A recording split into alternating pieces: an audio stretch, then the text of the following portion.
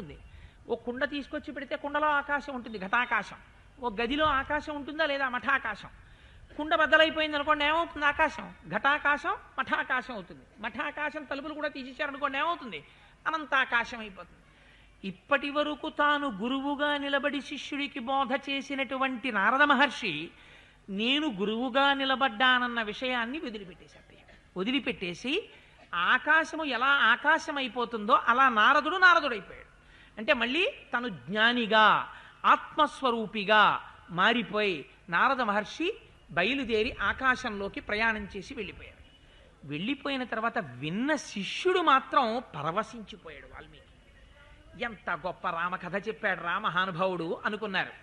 అదే ఆలోచన చేస్తున్నారు. మధ్యాహ్న సమయం అయింది. మధ్యాహ్న సమయం అయినప్పుడు మాధ్యాహ్నిక సంధ్యావందనం చేయాలి. అందుకని బయలుదేరి వెడుతున్నారు. ఎక్కడికి వెళ్ళాలి? తమసా నదీ తీరానికి వెళ్ళారు. వెళ్ళి అక్కడ సంధ్యావందనం చేద్దాం అనుకుంటుంటే వెనకాతల భారద్వాజుడి శిష్యుడు వచ్చాడు.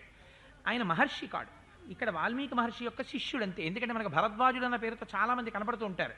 ఈయన వాల్మీకి మహర్షి శిష్యుడు. రామాయణంలోనే అయోధ్యకాండలో భారద్వాజ మహర్షి వస్తారు. మళ్ళీ ఇతను వాల్మీకి మహర్షి యొక్క శిష్యుడు. అక్కడికి వెళ్ళిన తర్వాత మహర్షి అన్నారు, నాయన నీ చేతిలో ఉన్నటువంటి ఆ పాత్ర కింద పెట్టి వస్త్రం ఇలా ఇవ్వయా, ఈ నీటిలో దిగి స్నానం చేస్తాను అన్నారు.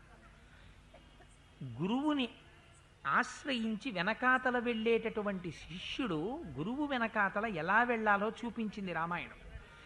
గురువుకి సంబంధించినటువంటి వస్తువుల్ని శిష్యుడు పట్టుకోవాలి. పట్టుకుని పరమ వినయ విధేయతలతో గురువుని అనుగమించి వెళ్ళాలి. అలా ఎంతో వినయ విధేయతలతో అనుగమించి వెడుతున్నారు. వెడితే అక్కడికి వెళ్ళిన తర్వాత మహర్షి అన్నారు, అకర్ణమమిదం తీర్థం భరద్వాజ దిశామయ రమణీయం ప్రసన్నాంబు సన్మనుష్య మనోయథ. చూశావా భరద్వాజ, ఈ నీరు ఎలా ఉందో, అత్యంత నిర్మలంగా ఉందయా, ఎక్కడ బురద లేదు.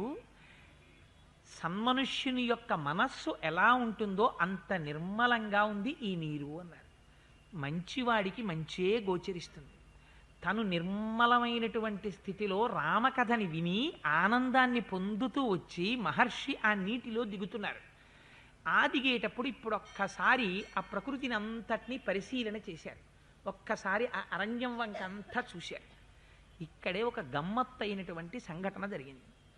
ఆయన అలా చూస్తుండగా 2 క్రౌంచ పక్షులు కనపడ్డాయి. క్రౌంచ పక్షులు అంటే వంకర టింకరగా నడుస్తాయి. అపారమైనటువంటి కామ